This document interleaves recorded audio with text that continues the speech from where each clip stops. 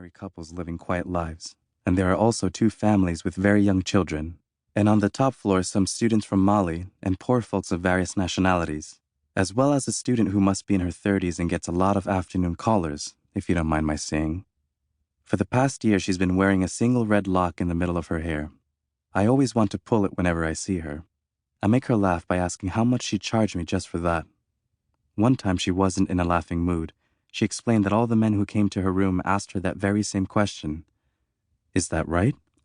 Yes, or at least they wanted to, even if they didn't ask.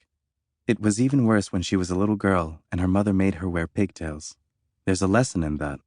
I would never have imagined such a thing, to tell the truth. Sometimes she comes by my place to ask for some salt or borrow a cigarette, or just to have a little chat. I'm not disturbing you, Pierre. Not at all. On the contrary. You're well? I won't stay long. I don't even know her real first name. The mailbox only has her family name. She calls herself Jessica. She told me she'd had so many different first names these last few years that she'd ended up forgetting her own. What would she do if she wound up with a psycho on her hands? I'd immediately regretted that question because a minute after I'd asked it, she went on her way. I like hearing her talk. And then the things she tells me make a change from Le Cercle. I gave her a copy of my keys one day when they were coming to read the meters. I've never been up to the 6th floor. I suppose that must be why. We all get on well together, it seems to me. The old woman on the 2nd floor's mind is starting to go, but when she leaves her keys in the lock, someone always watches for her and lets her back into the building.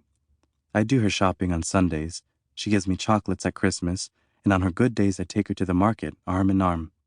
I lost my mother when I was 42. She was my adoptive mother. That was far too young for my liking, and it still is today.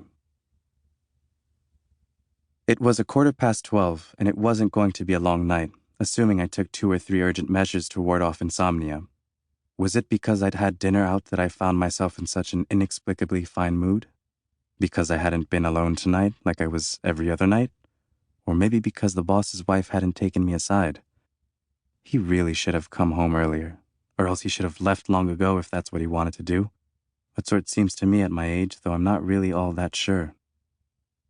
When I was 30, I went out for a pack of cigarettes, as they say, except in this case it was true. I smoked Cravenets, as I recall. All the tobacconists are closed Sundays here in the suburbs, of course. It took me a while to get my hands on a pack, and then I made my decision just as I was opening it. I remember it well. I smoked a bunch of cigarettes one after another. I couldn't stop myself. I didn't go home either. Was I really unhappy with her, or had I just stopped believing in us? And all that. I can't even remember. I only remember the pack of Cravenets. That's what my mother smoked too, I think. I signed the divorce papers on the corner of a bar, where I also poured myself a good number of drinks, for me at the time. It was probably for the best. At that age, the thought of children never entered my mind. The fatherhood routine didn't interest me at all. And then afterwards, it was too late. It took me a few years to really regret that, and since then I've never stopped asking myself questions. Was I right? Would I have left her if I hadn't run out of smokes? I always keep my apartment neat and tidy.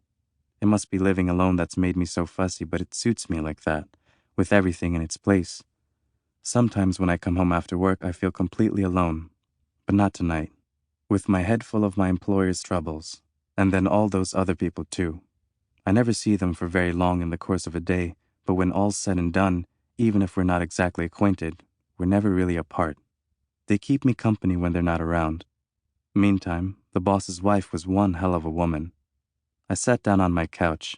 It's true that she cracked a little tonight before we went to the Caballe's place, but all day long she'd managed Le Cercle like nothing had happened. If he wasn't at Sabrina's, where was he?